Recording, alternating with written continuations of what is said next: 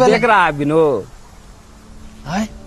Series panchayat के इस छोटे से डायलॉग से विनोद का कैरेक्टर बड़े लेवल पर घर घर में पॉपुलर हो गया। विनोद का किरदार निभाने वाले अशोक पाठक को इस बात का अंदाजा बिल्कुल भी नहीं था। वे तो इस सीरीज में काम करना भी नहीं चाहते थे। हरियाणा में जन्मे अशोक का मन पढ़ाई में नहीं लगता था। कम उम्र से ही उन्होंने कमाना शुरू कर दिया। ऐसी संगत में भी आ गए कि सिगरेट और गुटखे की लत लग गई थी। फिर कैसे गरीब घर का सिगरेट गुटखा खाने वाला और रुई बेचने वाला अशोक बना पंचायत का विनोद। कैसे इनका एक्टिंग से परिचय हुआ और किसने बदली इनकी किस्मत। नमस्कार, आप देख रहे हैं की मीडिया। दोस्तों, आज के किस्सों के सफर में हम पंचायत में विनोद का किरदार निभा चुके अशोक पाठक की जिंदगी से जुड़ी उन संघर्षों को जानेंगे जिसे शायद ही आपने सुना हो। एक लड़का जिसने तंगी, नशे और लोगों के मजाक को झेलते हुए सफलता की सीढ़ियां बखूबी चढ़ रहा है। जानेंगे उसके संघर्ष की कहानी। तो चलिए शुरू करते हैं आज के किस्सों का सफर। लेकिन उससे पहले अगर अभी तक आपने इस चैनल को सब्सक्राइब नहीं किया है तो प्लीज सब्सक्राइब कर ले। दोस्तों, अशोक पाठक का परिवार मूल रूप से बिहार का रहने वाला है। यहाँ इनका भरा पूरा परिवार था, लेकिन बिहार में इनके कमाई का कोई खास जरिया नहीं था। ऐसे में काम की तलाश में इनके पिता हरियाणा के फरीदाबाद आ गए और यहीं अशोक पाठक का जन्म हुआ। पहले अशोक के पिता फायरमैन यानी कि भट्टी में कोयला फेंकने का काम किया करते थे। परिवार में ज्यादा लोग थे, लेकिन उनकी आमदनी बेहद कम थी। इसके बाद उन्हें बॉयलर अटेंडेंट का काम मिला, लेकिन कमाई कोई खास नहीं बढ़ी। अशोक जब थोड़े बड़े हुए तो इन्होंने अपने पिता को जीवन यापन के लिए संघर्ष करते हुए देखा। अशोक के माता पिता चाहते थे कि अशोक खूब मन लगाकर पढ़ाई करे और एक बड़ा आदमी बने, लेकिन अशोक का मन पढ़ाई में बिल्कुल नहीं लगता था। पढ़ाई ना करने पर कई बार तो मार भी पड़ी थी। स्कूल वाले भी इनसे परेशान हो गए थे। इसके बाद अशोक ने कम उम्र में ही काम करने का फैसला कर लिया। अपने दिए एक इंटरव्यू में अशोक कहते हैं कि जिन बच्चों को उनके माँ बाप कहते हैं कि बेटा इस लड़के के साथ मत घूमना, ये तुम्हें बिगाड़ देगा, समझ लीजिए कि मैं वही लड़का हूँ। दरअसल मैं पढ़ता तो था नहीं, लेकिन घर की जिम्मेदारियों को पिता के साथ बांटना चाहता था। यही वजह रही कि मेरी दोस्ती कभी हम उम्र लड़कों से नहीं हुई।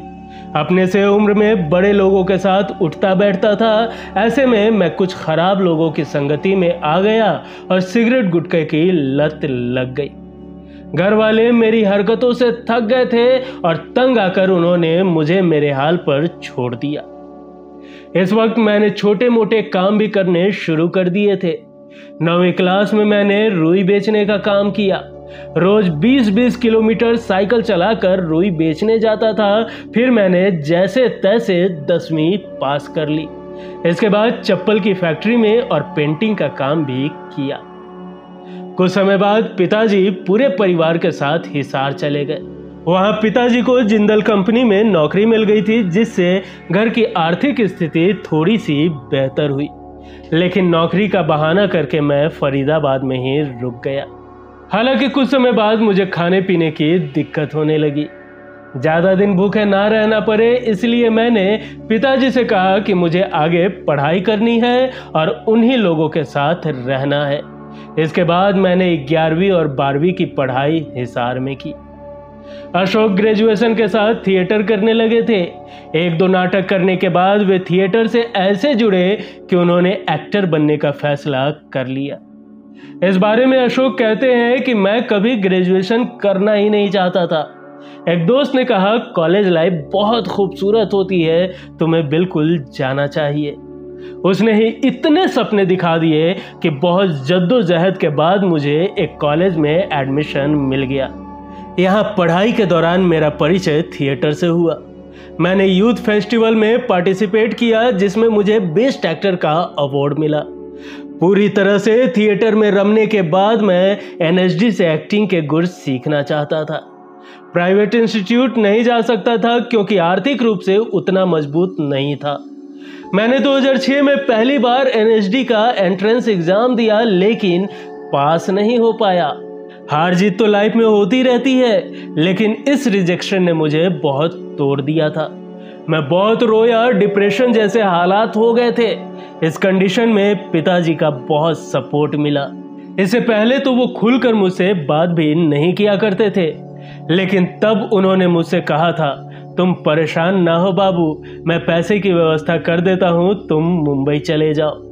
मैं मुंबई नहीं जाना चाहता था, NSD में अपना फ्यूचर बनाना चाहता था। पिताजी के ऑफर को ठुकराने के बाद मैंने 1 साल तक जिंदल कंपनी में उन्हीं के साथ काम किया।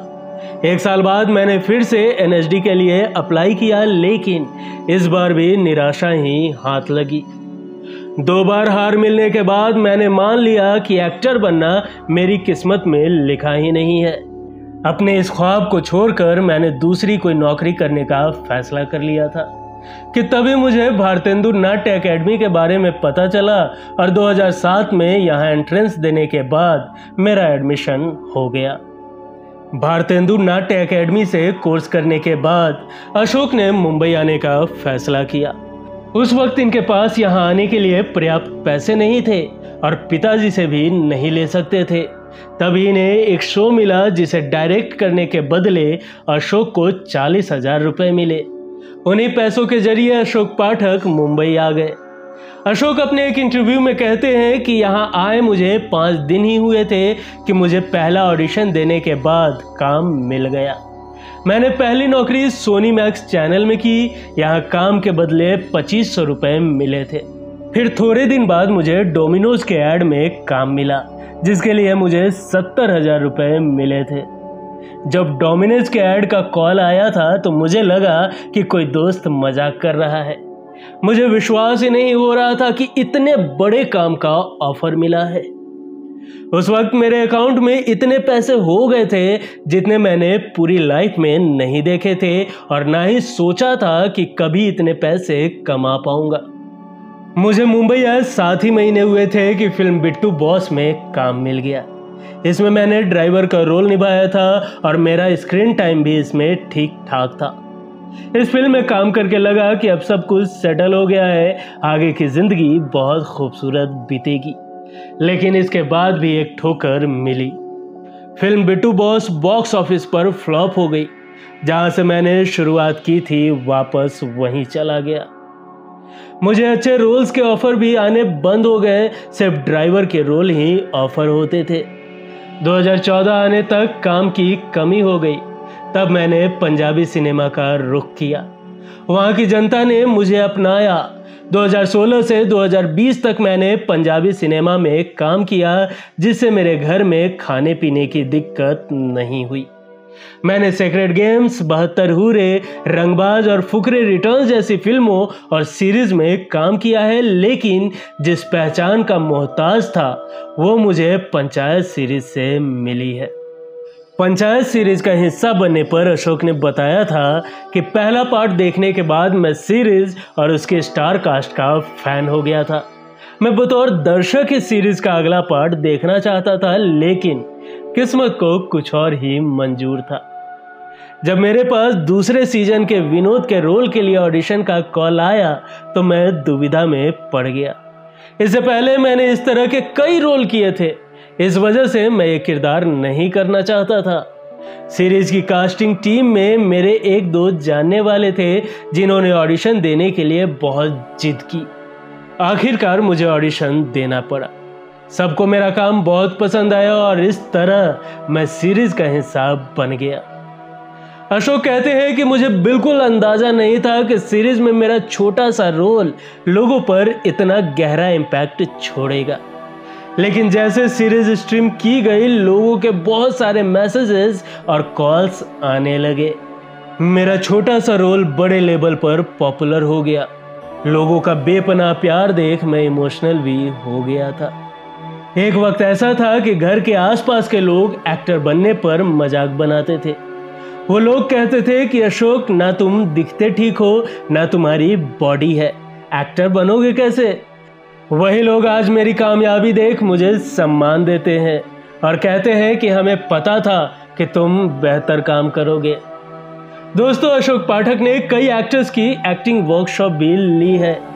इन्होंने फिल्म यारिया के एक्टर्स हिमांशु कोहली और रकुल प्रीत को एक्टिंग वर्कशॉप भी दी थी। एक वक्त जब अशोक को काम नहीं मिल रहा था तो इन्होंने डिक्शन सिखाने का भी काम किया है।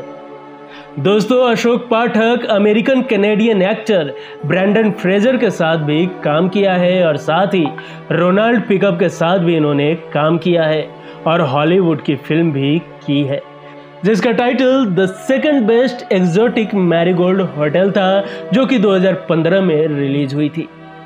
हाल ही में नेटफ्लिक्स पर रिलीज हुई वेब सीरीज त्रिभुवन मिश्रा सीए टॉपर में भी अशोक अच्छी भूमिका में नजर आ रहे हैं और इस तरह धीरे धीरे ही सही लेकिन पंचायत का यह विनोद अब देख भी रहा है और सफलता की सीढ़ी भी चढ़ रहा है।